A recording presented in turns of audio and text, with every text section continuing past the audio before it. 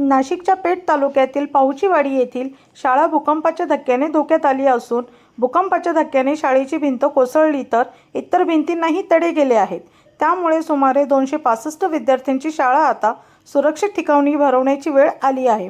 नवीन इमारतीसाठी गावकऱ्यांच्या शिष्टमंडळाने शिक्षण मंत्र्यांची भेट घेतली असून त्याविषयी नामदेव पाडवी उपसरपंच पाहुचीवाडी ते काय बोलले आपण पुढे पाहू। पेठ तालुक्यातील जिल्हा परिषद शाळा पाहुचीवाडी येथे दिनांक 8 ऑगस्ट 2026 रोजी रात्री 10:01 जो भूकंपाचे धक्के बसले त्यावेळी पाहुचीवाडी गावातील ग्रामस्थ तसेच तरुण मुले वगैरे सगळे घराबाहेर पडले आणि लगेचच त्या अगोदर जिल्हा परिषद शाळा इथे इमारती संदर्भात अगोदरच कल्पना होती, त्यामुळे तेथील सरपंच, पोलीस पाटील तसेच शाळा व्यवस्थापन समिती अध्यक्ष सदस्य लगेच घटनास्थळी धाव घेतली व तेथील इमारतीची पाहणी करताना त्यांच्या लक्षात आले की काही इमारतीचा भाग जो खाली कोसळलेला होता।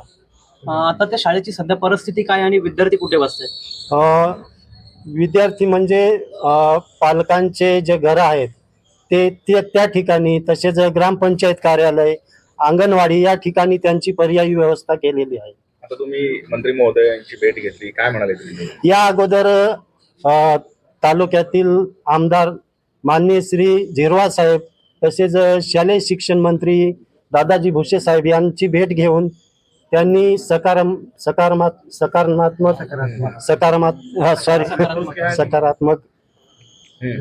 प्रतिसाद आहेत। काय म्हणजे किती विद्यार्थी आहेत शाळेमध्ये आणि त्या ठिकाणी 1ली ते 7वी पर्यंत वर्ग आहेत, तसेच तिथे 265 पटसंख्या आहे।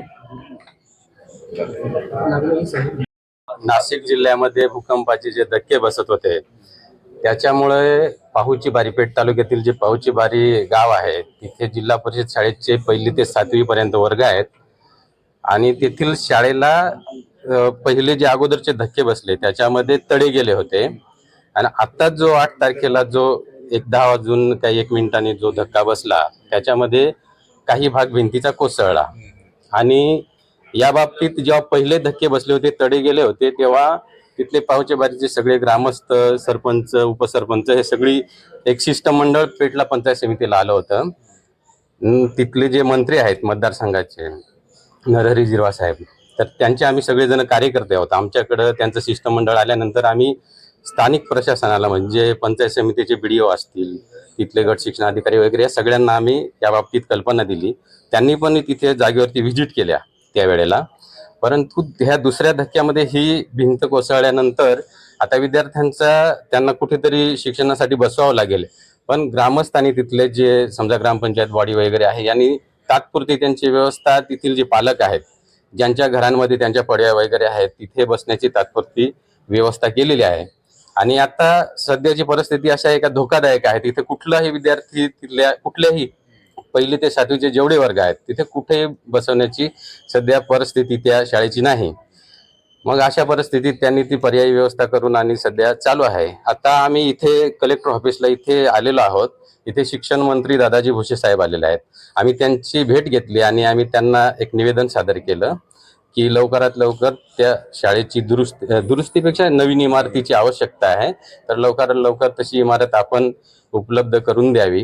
नवीन त्या शाळेत 265 विद्यार्थी पटसंख्या आहे। आम्ही आता झिरवाळ साहेबांचे कार्यकर्ते आहोत, आम्ही प्रत्यक्ष शाळेला भेट देऊन त्याची पाहणी केली होती आणि आम्ही इथल्या जिल्हाधिकारी किंवा आपले जिल्हा परिषदेचे मुख्य कार्यकारी अधिकारी यांना सुद्धा आज निवेदन देण्यासाठीच आलो होतो, परंतु शिक्षण मंत्री त्या निमित्ताने भेटले। याची कल्पना आम्ही आमचे तालुक्याचे आमदार आणि राज्याचे अन्न औषध प्रशासन मंत्री नरहरी झिरवाळ साहेब यांना याची कल्पना दिलेली आहे। माझं नाव पुंडलिक सातपुते आणि